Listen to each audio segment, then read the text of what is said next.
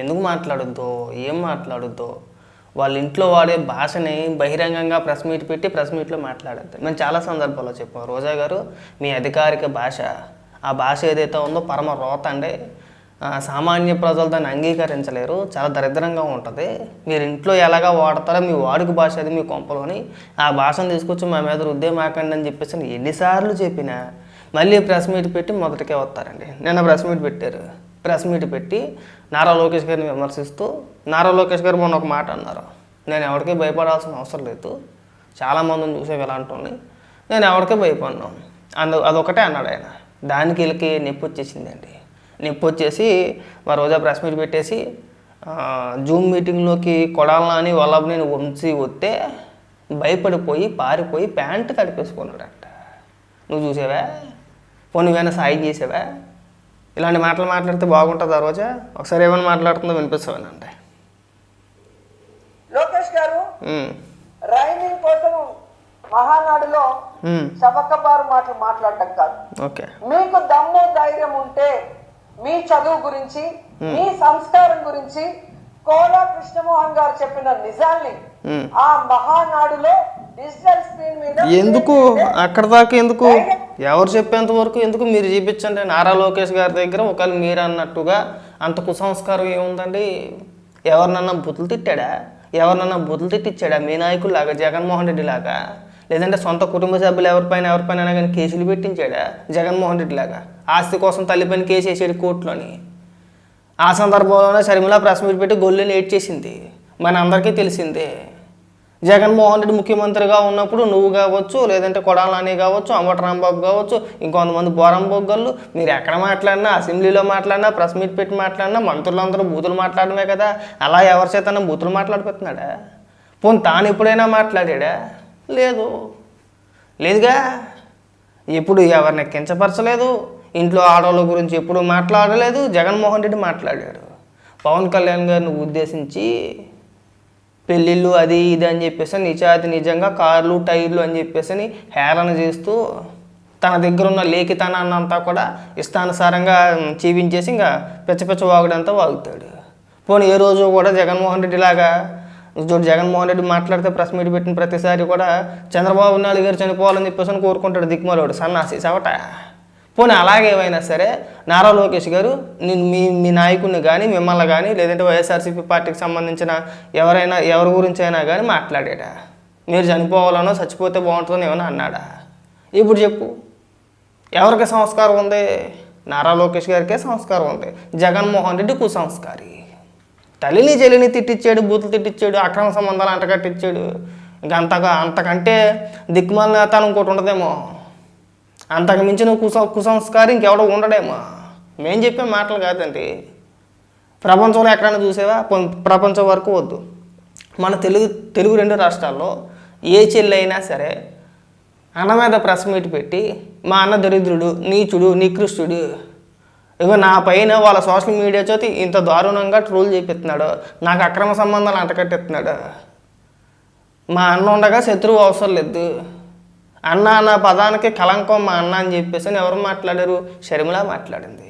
ఇంకా అంతకు మించిన సంస్కారం ఏముండదేమో. ఇంకా పైగా సంస్కారం గురించి నువ్వు మాట్లాడాలి.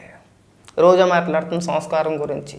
అబ్బో ఇంక తెల్లారిదాకా చల్లారదాము. ఇంకా టైం ఎంత అవుతుంది ఇప్పుడు? 5 అవుతుంది ఇంచుమించుగా. 5 5:40 ఎంత అవుతుంది? తెల్లారిదాకా చల్లారదు. ఇంకా వడ్డించేయడమే. ఇంకా సిగ్గు శరం లేకపోతే సరే. నీకుందా దమ్ముందా అని అడుగుతున్నా. అది మీరు వేయండి. వేస్తే రాష్ట్ర ప్రజలందరికీ తెలుస్తుంది మీ చదువు, మీ సంస్కారం. ఒక్క నిమిషం, సంస్కారం గురించి నువ్వు మాట్లాడు. మాకు నువ్వు మాట్లాడే బూతులు మామూలు బూతులు కాదు. సిగ్గుపడతాం మేము సిగ్గుపడతాం. చెప్పాలంటే మాకు సిగ్గేస్తుంది. నువ్వు మాట్లాడే బూతులు చెప్పాలంటే మాకు సిగ్గేస్తుంది. అంత దిక్మాలతనంగా మాట్లాడతావు. సంస్కారం గురించి నువ్వు అస్సలు మాట్లాడద్దు. సంస్కారానికి నీకు చాలా దూరం ఉందన్నమాట. మనకి సంబంధించిన అంశాలు కాదు, మనకు సంబంధించిన పదం కూడా కాదు. సంస్కారం అనే పదం నీ దరిదాపుల్లో కూడా ఉండదు. అంత కుసంస్కారం నువ్వైనా జగన్మోహన్ రెడ్డి అయినా సరే. ఆ దిక్మాల భాష ఏదైతే ఉందో, మీరు అధికారంలో ఉన్నప్పుడు ఏమని మాట్లాడతానో తెలుసా? ఎవరినైనా సరే ప్రెస్ మీట్ పెట్టి ఒకవేళ ప్రభుత్వాన్ని ఏదైనా ప్రశ్న ఇస్తే ఈవిడ ప్రెస్ మీట్ పెట్టేసి ముఖం ఇంత లావు పొంగిపోయిన ముఖం వేసుకొని నువ్వు ఎవడరా అందరినీ నారా లోకేష్ గారు మాట్లాడినా పవన్ కళ్యాణ్ గారు మాట్లాడినా నువ్వెవడరా నీకెందుకు చెప్పాలరా అందరినీ అరే తురే ఆడి ఎదవా ఈడి ఎదవా నువ్వేదైనా బొడ్డుకు వచ్చి పేరెట్టింది అలాగా ఇక్కడికి వచ్చి సంస్కారం గురించి నువ్వు చెప్తే మేము వినాలి. రోజా గారు వద్దండి ఇలాంటి డైలాగులు కొట్టమాకండి, మేము తట్టుకున్నాం. అప్పుడప్పుడు ఇదేంటి నిద్రలో ఏమైనా ఉన్నామేమో అనిపిస్తుంది ఒక్కోసారి అని. అంటే మీరు మాట్లాడతారు కదా, మీరు సంస్కారం గురించి మాట్లాడగానే నేను ఫస్ట్ వీడియో చూసినప్పుడు నేను కలగంటున్నానేమో అలా అనిపించింది నాకు. తేలా చూస్తే లేదు కళ ఏం కాదు నిజమే. అప్పుడు ఆశ్చర్యం వేసింది, అవి బాబు రోజా సంస్కారం గురించి మాట్లాడుతుంది అర్జెంట్గా అలాగలా వీడియో చేసేయాలనుకున్నాను, ఇప్పుడు అందుకే చేస్తున్నా. సంస్కారం గురించి మీరు మాట్లాడమాకండి. అందరికీ తెలుస్తుంది.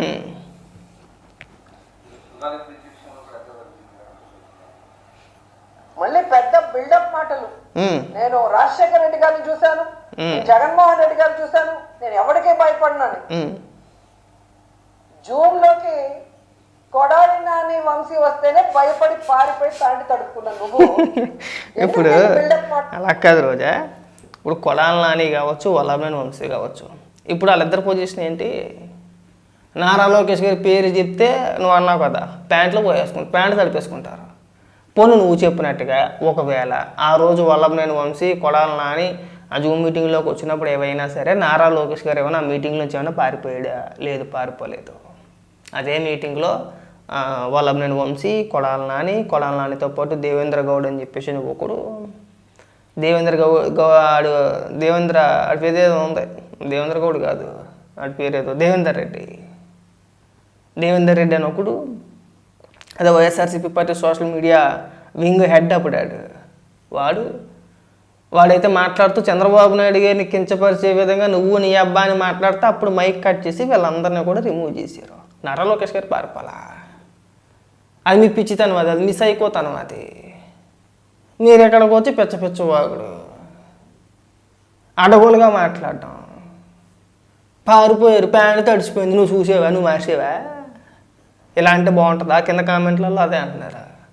ఈ ప్యాంట్లు తడిచిపోవడం, లోపల పోసేసుకోవడం, ఈ ప్యాంట్లు తడిపేసుకునే గోలంటే మాకు అర్థం కావట్లేదు. నేను అందుకే చెప్తున్నా, మొదట్లో అందుకే చెప్పా, నువ్వు ఇంట్లో మాట్లాడే భాష, మీ భర్తతో మాట్లాడే భాష నువ్వు అధికారికంగా ప్రెస్ మీట్ పెట్టి మాట్లాడొద్దు. ఎంతవరకు మాట్లాడాలో అంతవరకు మాట్లాడాలి. అందులో బిల్డప్ ఏముందండి? ఇదే జగన్మోహన్ రెడ్డి ముఖ్యమంత్రిగా ఉండగా నా ఇంటికి కూడా పేకలేడని చెప్పేసి నన్ను కూడా, మీరు అధికారంలో ఉన్నప్పుడు, మీరు ముఖ్యమంత్రిగా ఉన్నప్పుడు ఎవడో నా ఇంటికి పేకలేడు, నాకు 151 స్థానాలు వచ్చేసింది, ఈసారి 175కి 175 నాయ అని చెప్పేసి విర్రవీగిపోయారు. మామూలుగా విర్రవీగిపోలేదుగా. ఇక్కడికి వచ్చి ఉపన్యాసాలు ఎందుకంటే ఈ ఏడుపులని మాకు అర్థం కావట్లేదు. మీరు ప్రభుత్వాన్ని మేము ప్రశ్నిస్తే ప్రభుత్వం సమాధానం చెప్పట్లేదు. అసెంబ్లీకి వెళ్ళి తగలాడితే ఏదో చెప్తే తగలాడతారు, మనం వెళ్ళి అడగాలి కదా. ఇప్పుడు నేను ప్రభుత్వాన్ని ప్రశ్నించాలనుకుంటున్నాను, సరే మేము ఎమ్మెల్యేలు సామాన్యుడికి సోషల్ మీడియా ఉంది, ఎలాగ మాట్లాడతారో, అది వైఎస్ఆర్సీపీ పార్టీకి సంబంధించిన కార్యకర్తలైనా లేదంటే సామాన్య ప్రజలైనా వాళ్ళకి ఏదైనా సమస్యలు ఉంటే వాళ్ళ సమస్యల గురించి ఖచ్చితంగా మాట్లాడతారు. వైసీపీ వాళ్ళు ఎలాగ విమర్శిస్తారు, పక్కన పెట్టేసేయండి. మీకేం పోయే కాలమండి? మీకంటే నీకు కదా, నువ్వు ఎలాగా గెలవలేదు, నువ్వు ఓడిపోయావు. మిగిలిన 11 మంది ఉన్నారుగా మీ పార్టీ నుంచి, జగన్మోహన్ రెడ్డితో కలిపి 11 మంది గెలిచారు. మీకు అసెంబ్లీకి వెళ్ళడానికి ఏం పోయే కాలమండి? మీరు కూడా మాలాగే ఇంట్లో కూర్చొని మాట్లాడితే అయిపోద్దండి, సిగ్గు సేరవ లేకపోతేనే. చెప్పు, ఢిల్లీలో జగన్మోహన్ రెడ్డి గారి దెబ్బకి మీ పెద్దమ్మ పురంధేశ్వరి గారితో 1 నెల తిరిగావు, అందరి కాళ్ళు పట్టుకొని, అమిత్ షా కాళ్ళతో సహా. సరే, నీకెందుకు చెప్పు బిల్డప్ మాటలు? నాకు అర్థం కావట్లేదు. ఈరోజు మాటలు తగ్గించుకోవాలి. అవును, నువ్వే చెప్పాలి ఆ మాట. విద్యాశాఖ మంత్రిగా 100% ఫెయిల్యూర్. బాగు మా బాగా చెప్పావమ్మా, నువ్వే చెప్పాలి. మాటలు తగ్గించుకోవాలి అనేది నువ్వే చెప్పాలి, నీ దగ్గర నుంచి మేము విని నేర్చుకోవాలి. బాబోయ్, ఇది ప్రపంచంలో ఇదొక వింత మాట. నిజంగా రోజా గారు, మీరు మాటలు తగ్గించుకోండి, సంస్కారంగా మాట్లాడండి, ఇలాంటి పదాలు వాడుతుంటే అది అదొక మరొక వింతలాగా అనిపిస్తుంది మాకు. నిజంగా మేము ఆంధ్రప్రదేశ్లో ఉన్నామా లేదంటే కలగంటున్నానా ఏంటనే ఇదిలోకి వెళ్ళిపోతున్నాం మేము. మాటలు మీరు తగ్గించుకోవాలి. మీరు మాటలు తగ్గించుకొని, మీరు ఇంతకుముందు మీరు అధికారంలో ఉన్నప్పుడు బాగా మాట్లాడుంటే మీకు ఈ 11 వచ్చుండే కాదేమో. మాటలు తగ్గించుకోవడం గురించి మీరు చెప్పవసరం లేదు, పైగా నువ్వే చెప్పాలి. అధికారంలో ఉంటే ఏది పడితే అది మాట్లాడతాం, అడ్డగోలుగా మాట్లాడతాం, పిచ్చి పిచ్చిగా బొర్రలు ఊపేస్తాం, సైకిల్ చేసేస్తాం, ఎట్టా పడితే అట్టా. మనం ఇక్కడికి వచ్చి అన్ని నీతులు చెప్పాలి. 100% ఫెయిల్యూర్. మళ్ళీ ఏంటో బోత్ ఆర్ నాట్ సేమ్ అని మీ మామ మాటలు చెప్తాం. నిజమే. అవును. జగన్ గారు మీరు బోత్ ఆర్ నాట్ సేమ్. ఏం చెప్పేది అదేనండి. ఓటమి ఎరుగని ధీరుడు జగన్ అన్న. అబ్బో. కానీ నువ్వు మొదటిసారే కంటెస్ట్ చేసి ఓడిపోయిన వాడు. Both are not same. అవును. సరే, ఇప్పుడు జగన్మోహన్ రెడ్డికి అంత దమ్ము ఉంటే నిజంగా ఇప్పుడు ఎప్పుడో దశాబ్దాల కాలం నుంచి, తాతల కాలం నుంచి ఎప్పుడూ ఆ పులివెందుల్లోనే కదా, ఎప్పుడూ ఆ పులివెందుల నుంచి బయటికి రాలేదు కదా. బయటకు వచ్చి వేరొక నియోజకవర్గంలో పోటీ చేసిన దాఖలాలు ఎక్కడా లేవు. మా అన్న పులి అని చెప్పేసి ఇక్కడ సంకల్ప గుద్దేసుకోవడం కాకపోతే జగన్మోహన్ రెడ్డిని పులివెందులు విడిచిపెట్టి ఎక్కడైనా సరే వేరొక నియోజకవర్గంలో నిలబడి పోటీ చేసి గెలవమను. నారా లోకేష్ గారు అనుకుంటే ఎక్కడి నుంచైనా పోటీ చేయొచ్చు, కానీ మంగళగిరి నుంచి పోటీ చేసాడు ఆయనని తెలుగుదేశం పార్టీ కంచుకోట నుంచి ఏమీ పోటీ చేయలేదు ఆయన. నేను ఇక్కడ నిలబడతానన్నాడు, అక్కడ నిలబడ్డాడు, ఓడిపోయిన తర్వాత కూడా లేదు ఖచ్చితంగా నేను ఇక్కడి నుంచే గెలుస్తాను, భారీ మెజారిటీతో గెలుస్తాను. గత 5 ఏళ్ళు కూడా మీరు అధికారంలో ఉన్నప్పుడు కూడా తన నియోజకవర్గ సమస్యల గురించి పట్టించుకున్నాడు, తిరిగాడు, మాట్లాడాడు, అన్నీ చేసుకున్నాడు ఆయన గెలిచాడు. పోనీ జగన్మోహన్ రెడ్డి నారా లోకేష్ గారి దగ్గరకు వద్దు, ఇద్దరి దగ్గరికి వద్దు. నీ పరిస్థితి ఏంటి? నువ్వు 4 సార్లు పోటీ చేస్తే 2 సార్లు గెలిచావు, అవునా? మొన్న ఓడిపోయావు. ఎందుకేదో అట్లా నీకు అసలు ఓటమే లేనట్టు నువ్వు మాట్లాడితే ఎట్టాకండి? ఈ పనికిమాలు మాట్లాడద్దు రోజా గారు, సిరాగ్గా ఉంది, ఎబ్బెట్టిగా ఉంది మాకు. అందరి కాళ్ళు పట్టుకుంటే గాని ఎమ్మెల్యే కాలేని వాడివి నువ్వు. కానీ తన సొంత సత్తాతో 151 మంది ఎమ్మెల్యేలను గెలిపించుకున్న మొనగాడు జగనన్న. సిగ్గుండాలి ఆ మాట అంటారు, ఆ మాట అంటానికి సిగ్గుండాలి. ఇవాళకి నేను మాట్లాడతా. 151 స్థానాలు గెలిపించుకున్న మగాడు మొనగాడు లాంటి డ్రామాలు వద్దు, పెద్ద పెద్ద డైలాగులు వద్దు. మీకు 151 స్థానాలు రావడానికి ముఖ్య కారణం సింపతి, బాబాయ్ మర్డరు, కొడుకత్తి డ్రామా, పింక్ డైమండ్, చాలా రాసుకొచ్చారు, చాలా ప్రచారం చేసుకొచ్చారు. రామారావుతో అవినీతి అన్నారు, 6,17,000 కోట్ల రూపాయలు బుక్ చేశారు. కోడికత్తి డ్రామా అన్నారు, నన్ను చంపేపోయారు అన్నారు. ఇక్కడ ఇక్కడ దింపేపోయారంటే జగన్మోహన్ రెడ్డి ఎలా తప్పించుకొని ఈ భుజాన్ని ఇక్కడ దాకా లేపించి ఇలా ఇట్టేసాడంటే కసక్కని పొడి చేసాడంటే ఇక్కడ నువ్వు మాట్లాడి నేను మాట్లాడలేదు. కోడికత్తి డ్రామా జరిగినప్పుడు జగన్మోహన్ రెడ్డి హాస్పిటల్లో ఉన్నప్పుడు మీడియా ప్రెస్ మీట్లు పెట్టి నువ్వు మాట్లాడిన మాటలు గొక్కెత్తి ఏడ్చేయడమే. అయ్యా పోయి జగన్మోహన్ రెడ్డికి ఏమన్నా అయితే ఏమన్నా ఉందా, ఇంకా మేమంతా ఏమైపోవాలి, అనాథులు అయిపోదాం అని చెప్పేసి గొల్లుని ఏడ్చేసి దీని వెనకాల చంద్రబాబు నాయుడు గారు ఉన్నారని, లేదంటే ఇంకొకరు ఉన్నారని, చంపేద్దరు చూశారని చెప్పేసి ఏడ్చి గగ్గోలు చేసింది మీరు చేశారా? 1, 2 పుస్తకం ఒకటి, అవినీతి అని చెప్పేసి అదొకటి, బాబాయ్ మర్డరు, కోడికత్తి డ్రామా, పింక్ డైమండ్, ఒక పక్కన తల్లి, ఒక పక్కన మరో చెల్లి, మా అన్న ఓటేయాలని చెప్పేసి చెల్లి, నా కొడుకు ఓటేసి ఒక్క అవకాశం ఇవ్వమని మీకు దండం పెడతానని చెప్పేసి విజయమ్మ గారు, అందరూ అన్నీ కలిసి వచ్చినాయి మీకు ఆ రోజున. మీది సింపతితో మీకు 151 స్థానాలు వచ్చినాయి. మీకు నిజంగా ఇవాళ కూడా సిగ్గుచారం ఉంటే ఆ రోజు కోడికత్తి పైన మీరు చేసిన ఆరోపణలకు మీరు కట్టుబడి ఉండాలి. ఉన్నారా? ఏమైందండి మరి? మీరు 5 ఏళ్ళ అధికారంలో ఉండి కోడికత్తి గురించి ఎందుకు పట్టించుకోలేదండి? ఎందుకు తేల్చలేకపోయారండి? మీరు అధికారంలో ఉన్నప్పుడు జగన్మోహన్ రెడ్డి ఎన్ఐఏ కోర్టుకి ఎందుకు వెళ్ళకపోయాడండి? 5 సంవత్సరాలు కోర్టుకి రమ్మని పిలిచి కోర్టులకి విసిగెత్తిపోయింది తప్పితే జగన్మోహన్ రెడ్డి కోర్టుకి వెళ్ళాడండి? ఏదో ఒక వంక కాళ్ళు నిప్పని కాసేపు, ఏళ్ళు నిప్పని కాసేపు, వెన్నత్తున్నాను కాసేపు, నేను ఎక్కడికి నల్లైపోతున్నానని చెప్పేసి కాసేపు ఇంట్లో సెట్ వేయించుకొని మా పండగలు ఏదైనా వచ్చినప్పుడు, హిందువుల పండగలు ఏదైనా వచ్చినప్పుడు ఇంట్లో సెట్ వేసుకొని పూజలు చేయించుకోవడానికి, భజన చేయించుకోవడానికి ఉన్న సమయం తన మీద ఒకరు దాడి చేశారు, నన్ను ఒకరు చంపబోయారని చెప్పేసి ప్రచారం చేసిన జగన్మోహన్ రెడ్డి ఆ దాడిని సీరియస్గా తీసుకోలేకపోయాడు. దాని వెనకాతలు ఎవరున్నారో చెప్పలేకపోయాడు. క్లియర్గా అర్థమైపోయింది. ఒకవేళ ఆ దాడిలో మీ పాత్ర లేకపోతే, మీరు చేయించుకోలేకపోతే, మీరు అధికారంలోకి వచ్చిన తర్వాత ఆ దాడి వెనకాతలు ఎవరున్నారో తేల్చి ప్రజల ముందు నిలబెట్టే ప్రయత్నం చేయాలి. గతంలో మీరు ఆరోపణ చేసినట్టు ఇదిగో దీని వెనకాల చంద్రబాబు నాయుడు గారు ఉన్నారనో లేదంటే నారా లోకేష్ గారు ఉన్నారనో మీరు ఆరోపించారు కాబట్టి ఇదిగో మా ఆరోపణ నిజమైందని చెప్పేసి చూపించే ప్రయత్నం చేశారా? చేయలా. పెద్ద డ్రామా. బాబాయ్ గొడ్లపోటు ఏమైందండి? అసలు ఆ హత్యని రాజకీయం చేసింది ఎవరో?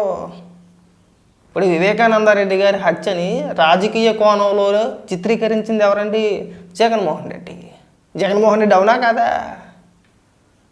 ఏదో గొడవలు ఉన్నాయి, ఎందుకు చంపేశారు ఎలా చంపేశారు అనేది ఆ చంపినోళ్ళకే తెలియాలి.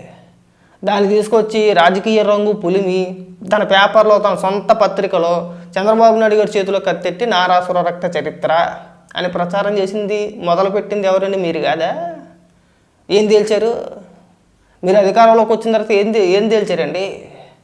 సరే, సిబిఐ చేతిలో ఉంది, కొంతమందిని అరెస్ట్ చేశారు, దస్తగిరి అప్రూవర్గా మారాడు. అప్రూవర్గా మారిన దస్తగిరి డైరెక్ట్గా అవినాష్ రెడ్డి పేరు, భాస్కర్ రెడ్డి పేరు, జగన్మోహన్ రెడ్డి పాత్ర కూడా ఉందని చెప్పేసి ఆరోపణలు చేశాడు. ఒక పక్క అవినాష్ రెడ్డిని అరెస్ట్ చేయడానికి సిబిఐ వస్తే కర్నూలులో రాష్ట్ర పోలీసులను అడ్డం పెట్టి అక్కడ పెద్ద హంగామా సృష్టించి అవినాష్ రెడ్డిని అరెస్ట్ చేసి ఈ ప్రాంతం అంతా తగలబడిపోద్ది, అల్లకలగలం అయిపోద్ది, ఇంకా లాండ్ ఆర్డర్ మన చేతిలో ఉండదు, కంట్రోల్లో ఉండదు అని చెప్పేసి అని మాట్లాడిన వ్యక్తులు మీరంతా. ఇవాళకి వివేకానందరెడ్డి గారి హత్య కేసులో అవినాష్ రెడ్డి, భాస్కర్ రెడ్డి ఇద్దరు బెయిల్ పైన ఉన్నారు.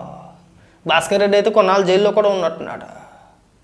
మరి ఎవరికి చెప్తారండి ఇవన్నీ కూడా? మీరు కోడిగత్తి అబద్ధం, బాబాయ్ మాటలో గొడ్డలపోటు అబద్ధం, అంటే మీరు నారాసుర రక్త చరిత్ర అని చెప్పేసి కత్తి పెట్టారు కదా, అది అబద్ధం. దాని వెనకాతల మీరే ఉన్నారు, లేని పింక్ డైమండ్ ఉందని చెప్పేసి ప్రచారం చేయించారు.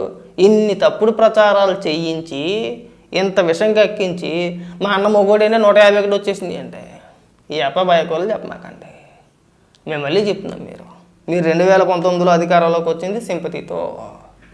మీకు నిజంగా సిగ్గుచేరం ఉంటే మళ్ళీ ఇవాళ మాట్లాడతారు. మళ్ళీ రీసెంట్గా మాట్లాడాడు జగన్మోహన్ రెడ్డి బాబాయ్ గొడ్డలపోటు గురించి రీసెంట్గా మాట్లాడుతున్నాడు. నువ్వు అధికారంలో ఉన్నప్పుడు పట్టించుకోవడం మానేసేడు.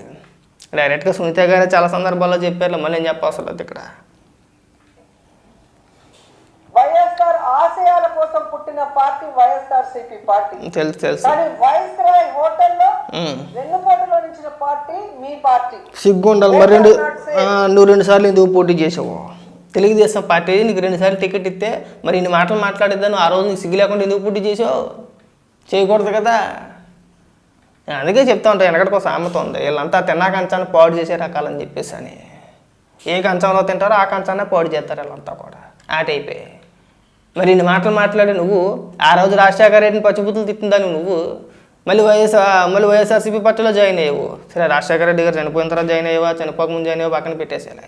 వైసీపీ పార్టీ పెట్టిన తర్వాత లాక్కున్న తర్వాత వైసీపీలోకి వచ్చేవు, బాగానే ఉంది. మరి అంతకుముందు తెలుగుదేశంలో ఉన్నదానివే కదా, మాకంటే ఎక్కువ చంద్రబాబు నాయుడు గారికి భజన చేసిందానివే కదా, చేసేవా లేదా? ఇవాళ వైస్రాయ్ హోటల్లో పుట్టింది. ఈ సిగ్గుండాలి మాటలు మాట్లాడడానికి. నువ్వు రాజకీయంగా ఒక స్టేజ్కి రావడానికి గల కారణం తెలుగుదేశం పార్టీ, అది గుర్తుపెట్టుకోవాలి బాగా. అడగోలు మాటలు వద్దండి. రోజా గారు మళ్ళీ చెప్తున్నాం, మీరు అడగోలు మాటలు మాట్లాడమాకండి. Both are not same. Jaganmohan Reddy గారి పైన ఉన్న కేసులు, జగన్మోహన్ రెడ్డి చేసిన అవినీతి చెప్పుకుంటా పోతే ఆయన చేసిన దోపిడీ నారా లోకేష్ గారు ఈ రోజు చేయలేదు, చెయ్యడు కూడా.